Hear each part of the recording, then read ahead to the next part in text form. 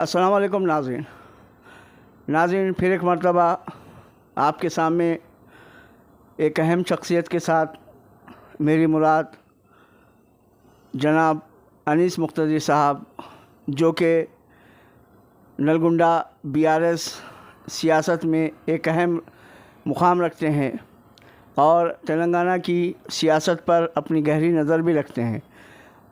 एक 2-4 दिन 8 दिन से तेलंगाना में गो बैक मारवाड़ी का नारा सुनने में आ रहा है, जिसके ऊपर बहुत सारे लोगों की राय आ रही है और बहुत सारे लोगों ने अपनी राय उसमें दर्ज की है।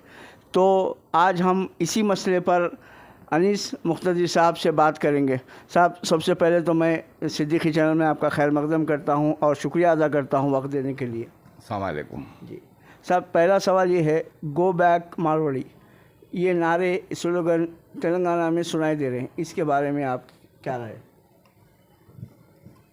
जी, गो बैक मारवाड़ी के पीछे अलग अलग वजूहत है। पहली बात मैं आपसे बता दूं हमारे सिद्दीक भाई कि हिंदुस्तान के अंदर हर आदमी को हर तरफ जाके धंधा कारोबार करने का या मुलाजिमत करने का बिल्कुल हक़ है। बिल्कुल।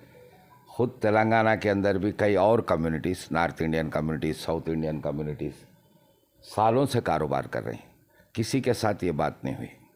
और ना तो तेलंगाना के बच्चे जो है या तेलंगाना के लोग दुबई में कारोबार कर रहे हैं, सऊदी में कर रहे हैं, अमेरिका में मुलाजिमत में है या UK में मुलाजिमत है, तो यहाँ ऐसी कोई बात सुनने में नहीं मिलती। मगर ख़ास तौर पे एक 15 दिन से मारवाड़ियों के पीछे कुछ लोग लग गए तेलंगाना के। तो बज़ाहिर तो एक गलत बात है, बज़ाहिर गलत है, मगर इसकी एक ख़ास वजह है।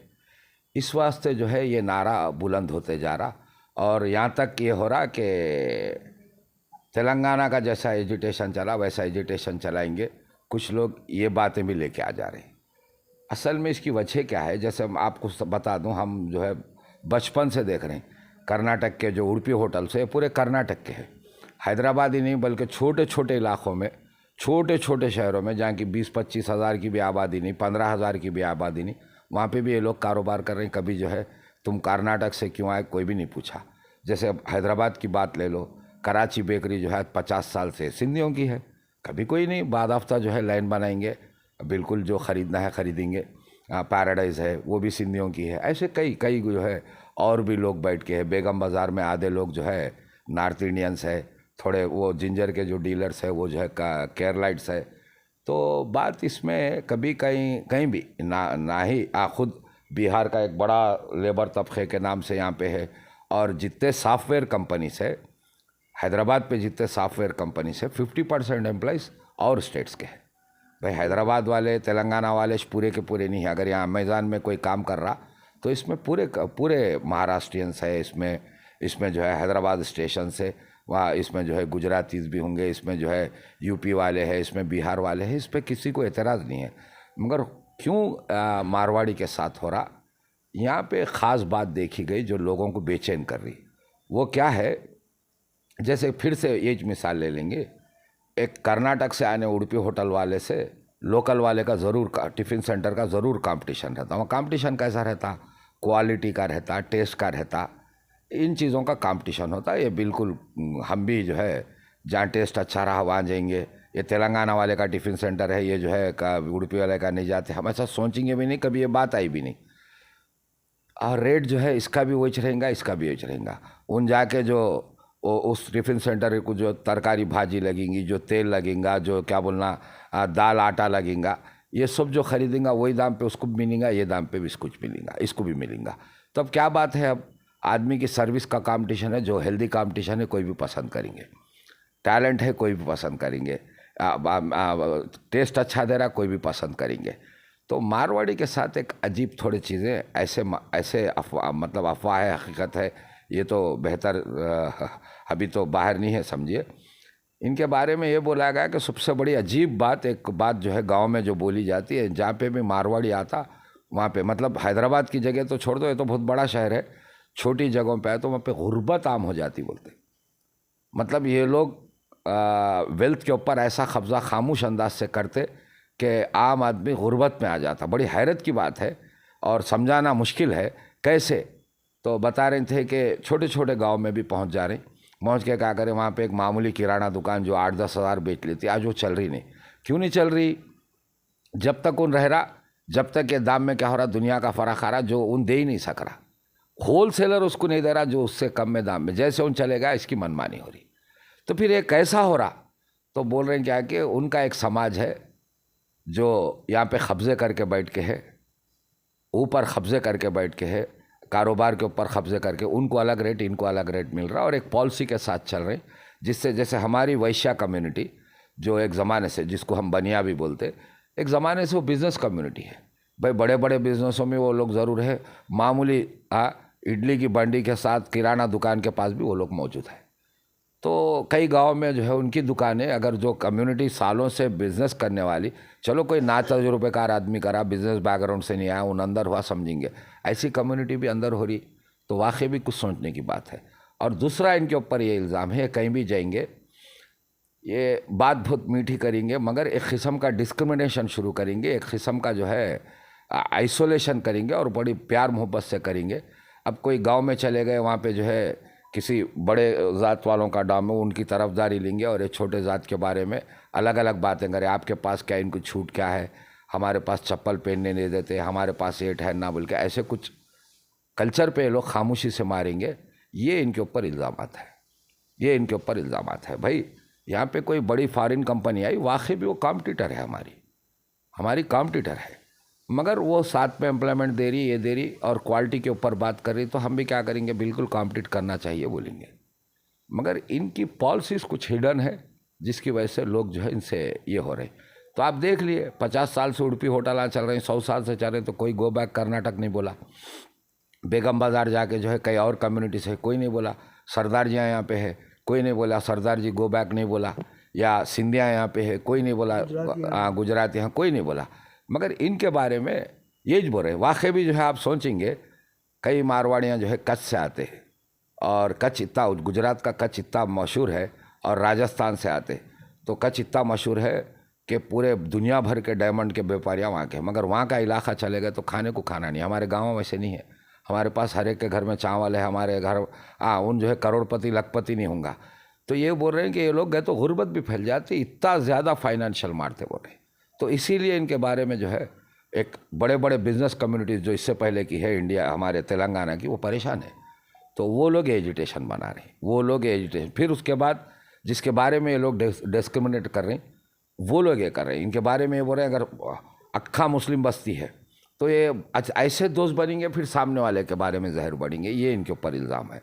अगर कोई आला तबके का डोमिनेशन है तो उनकी तरफदारी लेंगे, वहाँ के जो छोटे तबके को डिस्क्रिमिनेट करेंगे, ये इनके ऊपर इल्ज़ाम है। और साथ में बिज़नेस का जो है छोटे व्यापारियाँ भी अगर नहीं बच सक रहे तो कितनी बुरी बात है। और फिर यहाँ पे कंपटीशन जो है, जैसा उड़पी होटल से आपका कंपटीशन हो रहा, जैसे हमारे पास कई बेकरियाँ हैं, कराची का भी एक है, मगर कराची वाला जो है आप अगर 200 की चीज़ 200 में बेच रहे हैं तो उन भी 200 में बेच रहा, अब उन ये नहीं बेच रहा 100 में बेच रहा, आप परेशान है, अरे कैसा तो भी हो रहा है बोल के, ऐसा नहीं है। तो इसका कंपटीशन सब पसंद करेंगे, यहाँ वैसा नहीं हो रहा, यहाँ कुछ अंदरूनी बातें अलग हो रही। उन चले जाने तक रेट इतना डाउन हो रहा, इतना डाउन हो रहा, जैसे उन चलेगा फिर ये नॉर्मल, इनके ऊपर इल्ज़ाम है। तो ऐसा होगा तो लोग हम भी बोल सकते हैं, जो हालांकि मैं खुद भी जो है इसका ख़ायल नहीं हूँ, हम भी जो है इस पर ये बात को हम भी नहीं मानेंगे, क्योंकि खैर मेरे घर से अभी कोई नहीं गए, मेरे बच्चे कोई बाहर नहीं गए, मगर हमारे ख़ानदान से कई होंगे, हम कई देख रहे हैं। हाँ भाई, आज कई इंडियन लड़के जो है अमेरिका में है, बिल्कुल, आज कई इंडियन लड़के जो है यूके में है, आज कई इंडियन लड़के जो है यहाँ पे हिंदू मुस्लिम का भी सवाल नहीं, दुबई चले जाओ आप, तो दुबई के बारे में बोलते हैं कि जो है 18 से 20 लाख तो एक हिंदू तबका है, तो इसमें क्या एतराज़, बिल्कुल जो है कारोबार के लिए कोई भी जा सकता। वैसे हमारे पास भी कई लोग आए, करना भी चाहिए, यहाँ कई, खुद अमेज़ान यहाँ का नहीं है, आज हमारे बच्चों को नौकरी दे रहा, तो हम बिल्कुल खुश होंगे, गो बैक अमेज़ान नहीं बोलेंगे। और यहाँ तक कि इन लोगों को कुछ रिस्ट्रिक्शंस नहीं रहते बोलते। गांव में ये बात मैं खुद सुना और मेरे को भी लगाए, जैसे मिसाल के वास्ते, ये हालांकि इनसे हटके ताबिक है मगर मिसाल में लेंगे, हमें बार बार जब भी जो है बीफ का मामला है तो हम भी ये बोलते कि जितने एक्सपोर्टर्स है वो जो है हिंदुआ है बोलते, मगर थोड़ी देर हिंदुओं को अब अलग करके देखो, अगर कोई आप तेलंगाना के बड़े हिंदू को या पैसे वाले करोड़पति, मतलब जो आला तबके के रेड्डीस है, आला तबके के क्या बोलते हैं कम्मास है, वेलमास है, इनको बोलो बीफ एक्सपोर्ट करता, उन्होंने नहीं साहब गुनाह का काम है हमारे मज़हब के लिहाज से बोलेंगे। फिर ये कौन लोग हैं? तो बताए कि ये लोग जो है ये मारवाड़ी है। तो सोच लीजिए, जो आदमी इधर गौरक्षक भी करेंगे, उधर बीफ एक्सपोर्ट भी करेंगे। अजीब बात है नहीं? अजीब बात है। अगर मुस्लिम कोई मार्केट में मुसलमानों का डोमिनेशन है तो जो है ये भेज लेंगे, उधर की गड़बड़ करेंगे। कोई वार है तो इनके ऊपर ऐसे घिनौने इल्ज़ाम है। सही भी सोचिए आप जब बीफ एक्सपोर्ट की बात ले लीजिए, तो ये तो आज कामन सबको मालूम है कि पूरे एक्सपोर्टर्स मुस्लिम नहीं हिंदू है बोल के मालूम है। अब हिंदू में देख लीजिए, वाकई भी कोई रेड्डी साहब को बोलो नहीं करेंगे, कोई कम्मा साहब को बोलो नहीं करेंगे, कोई वेलमा साहब को बोलो नहीं कर सकते, ऐसे बोलेंगे। मतलब हर चीज़ का एक लिमिट होता। ये ऐसा नहीं है, ये ऐसा नहीं है। इधर गौरक्षक भी बोलेंगे, इधर एक्सपोर्ट भी कर देंगे। हाँ, ये भी कर देंगे। मतलब ये मज़हब को भी फाइनेंस तरीके से, प्यार मोहब्बत को भी फाइनेंशियली, हाँ, उसके बाद हर चीज़ को ये करेंगे और सामने वाले की। और वाकई आप भी ये नाम सुने होंगे, कच्छ का नाम। पूरी दुनिया में हीरे के व्यापारियों जो है कच्छ के हैं। करीब पूरी दुनिया के, हिंदुस्तान के नहीं, पूरी दुनिया के व्यापारियों में। अब हिंदुस्तान के तो तकरीबन 50% व्यापारियाँ, और इवन अमेरिका में भी जो इंडियंस में डोमिनेशन, इंडियंस जो है वो कच्छ से है, गुजरात के कच्छ से है। मगर कच्छ में जो आम पब्लिक है उनको खाने को खाना नहीं। तो ये बात भी बोलेंगे, क्योंकि इतना उस पर लाएंगे, इनको ऊपर से ऐसा सपोर्ट मिलेगा कि बिल्कुल गरीब हो जाएगा। तो ऐसे वक्त एजुटेशन होगा। अब इसको जो है जनरल एतबार से तो हम कभी सपोर्ट नहीं कर सकते, मगर इन चीज़ पर नज़र रखना चाहिए, इनको रेशनलाइज करना चाहिए। वो तो अच्छी बात नहीं होती, रेशनलाइज करना चाहिए, इनकी हरकतों को रोक देना चाहिए। कुछ जगह हमारा मतलब मुल्की सिस्टम आना, भाई जो कोई बाहर वाला आके कर रहा, बिल्कुल हैदराबाद कास्मोपॉलिटन है, बिल्कुल करो, मगर देहात में नहीं कर सकते। ये रोक टोक होना चाहिए, वरना जो है एक अलग मोड़ लेंगा। आज गुजरात क्या नाम, मारवाड़ी को तुम बोले वो तो उन क्या बोलेंगे, तेलुगु वाला हटो बोलेंगा, फिर एक बोलेंगा हिंदू नहीं आना बोलेंगा, एक बोलेंगा मुस्लिम नहीं आना, ये अलग अलग रंग लेंगा। तो इसके ऊपर कुछ चीज़ें हुकूमत भी सोचना करना चाहिए, बिल्कुल गौर करना चाहिए। इनसे तकलीफ़ हो रही, हकीकत है नहीं है, कार रोक टोक करना बिल्कुल करना चाहिए। बिल्कुल। और एक अहम मौजू ये है कि तेलंगाना में बीजेपी के जो आला लीडर्स है, जैसा कि माधवी लता है, उन्होंने कल अपना एक स्टेटमेंट दिया। इस पूरे मसले को एक नया रुख देने की कोशिश की जा रही है। हाँ, ये जो मारवाड़ी गो बैक के मामले में क्या हो रहा, मैं भी ये देखा टीवी डिबेट्स, जितने बीजेपी वाले हैं वो रोहिंगा इशू ले रहे। मारवाड़ी ने पहले रोहिंगा चले जाना, पहली बात ये है रोहिंगा का इशू जो है। और उसमें माधवी लता और एक कदम आगे बढ़ गए, आगे बढ़ के बड़े अफसोस अंदाज में। अब उनका एक ड्रामे का अंदाज रहता ना, बड़ा कैमरा के सामने आते, बड़ा सर पीटते हुए बड़े अफसोस के साथ। हालांकि जबकि इल्ज़ाम ये है कि कोरोना में जो है पूरा लूट करके रख दिए, उनके ऊपर बड़ा इल्ज़ाम है, मगर कैमरे के सामने आते जो इतना बड़ा ड्रामे पे आ जाते माधवी लता कि भाई अब तो उन्होंने क्या करे, पूरा इशू बदल दे के क्या बोलना साहब, हिंदू बच्चे कहाँ जाना साहब, आप पूरे रैपिडो में मुसलमान हैं, पूरे होटलों में मुसलमान हैं, मीट के बिजनेस में कोई धंधा हिंदू बच्चे को नहीं। कितनी शर्म की बात है ये, कितनी शर्म की बात है। जबकि जो है पूरे रिपोर्ट्स है, एक ज़माने में साचर कमेटी है, थोड़ी देर के लिए कार के डीलर्स है, तो पूरे तेलंगाना में 2 है। हाँ, पूरे तेलंगाना में 2 है। मेजर इंडस्ट्रीज अगर पूरे तेलंगाना के, तो एक भी मुसलमान को नहीं है, ये एक भी नहीं है मुसलमान को। मीडियम इंडस्ट्रीज़ में 2 इंडस्ट्रीज़ है, जबकि जो है करीब 16,000 इंडस्ट्रीज़ है। जितने सीमेंट के इंडस्ट्रीज है, एक भी मुसलमान को नहीं। अभी इन्होंने इशू को क्या करें, इधर बदल के क्या करें, हिंदू बच्चों को एम्प्लॉयमेंट नहीं मिलता, हिंदू बच्चों को एम्प्लॉयमेंट नहीं मिलता। भाई बिल्कुल मारवाड़ियों के फेवर में बात करना कोई बुरा नहीं है, मैं भी ये बोला इशू तो ऐसा नहीं लेना चाहिए, मगर इनका ये इल्ज़ाम है। और गाँव में अगर एम्प्लॉयमेंट जा रहा तो थोड़ा वहाँ पर रेशनलाइज करना या वहाँ कुछ कंट्रोल करने की बात करना, ये कोई बुरी बात भी नहीं है। तो उसको इन्होंने बिल्कुल ही रुख बदल देना चाह रहे हैं, रुख बदल के किधर से कि किधर लाना चाह रहे हैं। खुद माधवी लता से मैं पूछ रहा हूँ कि बीफ के बारे में उन्होंने सीरियस हो तो कल जाके जो है अलकबीर पर पहले बैठ के धरना दो बोलो, और फिर एक एक कंपनी पे जाके जहाँ पे भी 10% मुस्लिम है, 11% दिख रहा तो बिल्कुल निकाल दो बोलो। तो एक जगह निकल जाएंगे जो ऑटोस है, एक जगह और 5 डब्बे में निकल जाएंगे। अच्छा है, वहाँ से निकाल के क्या करो, सॉफ्टवेयर में डाल दो, वहाँ से निकाल के क्या करो, कार डीलरशिप में डाल दो, वहाँ से निकाल के जो है ऐसे बड़े बड़े जो एस्टैब्लिशमेंट है उसमें डाल दो, बुरा क्या है। मगर इश्यूज़ को बदल देना ये कोई अच्छी बात नहीं है। और बीजेपी ये मारवाड़ी डिफेंडिंग में आना, खैर डिफेंडिंग में आना कोई बुरा नहीं है, मगर उसको बदल देना। रोहिंग्या का इशू ले रहे हैं, रोहिंग्या का इशू भाई वो जो है वो यहाँ पे कुछ वजह से भाग के आया, यहाँ का रेफ्यूजी है। रेफ्यूजी के लिए दुष्ट कानून है पूरी दुनिया में, सीधा ले जाके अंदर कर दो, पूरे जेलों में भर दो। इसके ऊपर पब्लिक का कोई लेना देना नहीं है। अगर थोड़ी देर के लिए रोहिंग्या मुसलमान है तो मेरा कोई लेना देना नहीं है, या कानून के एतबार से, कानूनी एतबार से मेरा कोई दखल, आपका कोई दखल या किसी का कोई। पूरी दुनिया में दुष्ट कानून है रेफ्यूजी के लिए। लिख जाके अंदर डाल देते, या नहीं तो उनके कैंप्स बना के वहाँ हालात सही है तो यूएन के हवाले करते, भिजा देते। अब सिंपल इशू है ये, रोहिंग्या को लिख जाके अंदर डालो, या नहीं बर्मा के हालात सीधे हैं तो गवर्नमेंट क्या करना है करना। और दुनिया में रिफ्यूजीज कई जगह है। अब जैसे हाल में सीरिया का मसला हुआ तो सीरिया के रिफ्यूजीज कई लोग हैं ऐसे। अब जैसे आपका सा माधवी लता और क्या बोलना और बीजेपी वाले मारवाड़ियों के डिफेंडिंग में आ रही हैं। बिल्कुल खैर डिफेंड करना चाहिए, वो बात वाकई मैं भी बताया ना कि भाई इतने कई कम्युनिटी से कोई अपोज नहीं करते।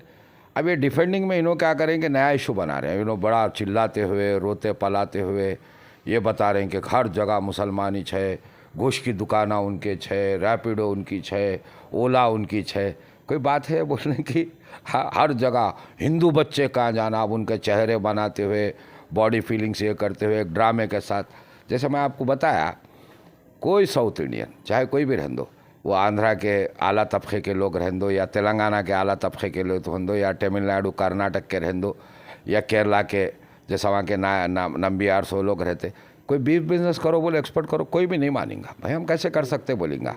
फिर अब माधवी लता ये क्यों नहीं बात कर रही? भाई आप ऐसा मत करो और ये गाँव का जो है एम्प्लॉयमेंट ख़राब मत करो, ये बात कर लेना। अब ला के रोहिंग्या इशू बना रहे। रोहिंग्या इशू अलग इशू है। रोहिंग्या इशू जो है वो लोग रेफ्यूजीज है।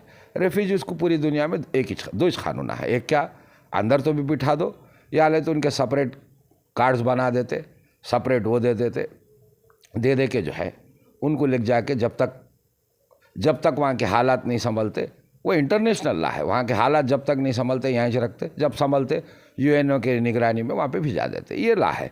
अब जब जैसे बर्मा वाला हम कोई वीज़ा दिए तो नहीं आया, उन भाग के आ गया। तो ऐसा नहीं कि हमारे बॉर्डर्स खुले थे, ऐसी बात नहीं, मगर रेफ्यूजी को अलाउ करना पड़ता। तो बॉर्डर्स पे जो है जिस वक्त उन भाग के आ रहा उस वक्त बीजेपी गवर्नमेंट ही है, यहाँ बीजेपी गवर्नमेंट ही है। और आज भी जो है सेंट्रल में बीजेपी गवर्नमेंट होगा। तेलंगाना रेफ्यूजीज़ को यहाँ पे स्टेट गवर्नमेंट का एक पैसे का दखल होगा, मगर कई ऐसे स्टेट्स है जहाँ पे बीजेपी गवर्नमेंट है। तो इसको क्या करना कि कानून पे तो चलना पड़ता है क्योंकि इंटरनेशनल लॉ है, मगर हमेशा पब्लिक इशू, वोट बैंक की पॉलिसी हर एक के साथ करना बुरी बात है। भाई तो आपको अगर सेंट्रल गवर्नमेंट को लगा ये रेफ्यूजीज हमारे लिए है, अंदर डाल दो, या नहीं तो क्या करो इनके अलग कैंप्स बना दो, या नहीं और एक कंट्री को, वो लोग तो वहाँ जाएंगे नहीं, उनकी कंट्री उनको एक्सेप्ट नहीं करेगा, झगड़ा ही जो है, तो इसको यूएनओ के हवाले कर दो। ये छोड़ दे के जो है वो तो कर नहीं सकेंगे, ला के जो है आप मारवाड़ी से पहले रोहिंग्या की बात करो तो रोहिंग्या कौन चाहेंगे, हम क्यों चाहेंगे? अच्छा यार रोहिंग्या है, इससे क्या मिलने का है, किसको क्या मिलने का है? किसको भी कुछ मिलने का नहीं। और मारवाड़ी का इशू कारोबारी एतबार से कुछ कम्युनिटीज़ परेशान रह के उठाए सो इशू है। रोहिंग्या कारोबारी आदमी नहीं होता, परेशानी के हालात में परेशान आदमी है, रोहिंग्या ये नहीं होता। और फिर दूसरी बात क्या है, वहाँ दो किस्म का कानून है, कोई एक इम्प्लीमेंट कर लो, कोई पब्लिक इशू नहीं होता। उसको भी तुम वोट बैंक पॉलिसी बना के उसको भी जो है टर्न करके, अच्छा तुम टर्न कर दिए, हिंदू बच्चे एम्प्लॉयमेंट नहीं मिल रहा, तो फिर मारवाड़ी से परेशानी वही है ना। जो लोग गांव में बोल रहे हैं ये बोल रहे हैं कि ये आ गए तो गुर्बत आती, एम्प्लॉयमेंट जाता नहीं बोल रहा है, सो भी चले जाता बोल रहा, वो इशू को हल कर लो। भाई मारवाड़ी को तो हम नहीं भगा सकते, ऐसा करे तो हमारे को भी मुश्किल होती, दूसरे कंट्रीज़ में दूसरी जगह एक नए इशूज़ बनते, मगर बिल्कुल 20,000 के गांव को, 25,000 के गांव को नॉन तेलुगु नहीं जाना, ये धंधे नहीं कर सकते। वहाँ जाके जो है तो बड़ी इंडस्ट्री डालना है, एक आयरन फैक्ट्री डालना है, दाल, मगर किराना शॉप नहीं डाल सकता, कपड़ों की दुकान नहीं कर सकता, ग्रासरी नहीं डाल सकता, स्टील की मामूली दुकान नहीं, बिल्कुल कर भाई, ऐसे कुछ कानून ना बना ले। तो ये शुक्ला को इधर मोड़ के फिर वैसा लाना कोई अच्छी बात नहीं, वो बीजेपी को आदत है। और रही बात मारवाड़ियों के बारे में भी, जो बातें गांव के अंदर हो रही जो छोटे छोटे इलाकों में हो रहे हैं, जो परेशानी, उस पर ऊपर भी गौर करना। ये नहीं करे तो वाकई भी इशू बनता। जो साउथ इंडिया एक कल्चर्ड एरिया है भाई, पढ़े लिखों का यहाँ पे तासुब फीलिंग कम रहती है। नॉर्थ इंडिया के वैसा नहीं है। अब थोड़ा नॉर्थ इंडियन कल्चर से यहाँ पे भी आ रहा, एक रेस्पेक्टिव कल्चर रहता, किसी को भी एक्सेप्ट करते। हम कभी नहीं सुने ना, कभी नहीं सुने भाई निज़ाम गवर्नमेंट में जो है मिलिट्री में यमन से आए तो हम एक्सेप्ट करें, बाद में जो है वो क्या नाम कतरीस को और सिंधिस को जो है बुलाए तो हम एक्सेप्ट करें, कभी ऐसा नहीं हुआ। और हम देख रहे हैं कई उड़पी होटला हम बात करें, हम एक्सेप्ट करें, खुद हमारे को भी कई लोग एक्सेप्ट कर रहे हैं। मगर यहाँ एक इशू जो आ रहा है, एक पॉइंट के ऊपर आ रहा, वो पॉइंट को सॉल्व करना, फिर पार्टियाँ आके जो है उसको अलग कर देना, वो इशू को डाइवर्ट करके मुसलमानों पे ला लेना, तो इशू सॉल्व नहीं होगा, दूसरा इशू बनेगा होगा। फिलोखत मारवाड़ी इशू दब जाएगा, बीजेपी आगे निकल के रोहिंग्या इशू ले ली, वो ले तो दब जाएगा, मगर बाद में गांव में वही चलेगा ना। तो वो इशू क्या है, उसकी हकीकत क्या है करके उसको सॉल्व करना, और फिर ये भड़काऊ हरकतें, भड़काऊ बातें बंद करना। तो मारवाड़ी हटाओ के नारे के पस मंज़र में एक बड़ा खुलासा और एक बड़ी सच्चाई जो आपके सामने आई है। अपनी राय ज़रूर कमेंट बॉक्स में दर्ज करिए। इंशाल्लाह एक अहम मौजू के साथ फिर किसी दिन जनाब अनीस मुक्तदी साहब से बात करेंगे। जब तक के लिए दीजिए इजाज़त। अस्सलाम वालेकुम व रहमतुल्लाहि बरकातहू।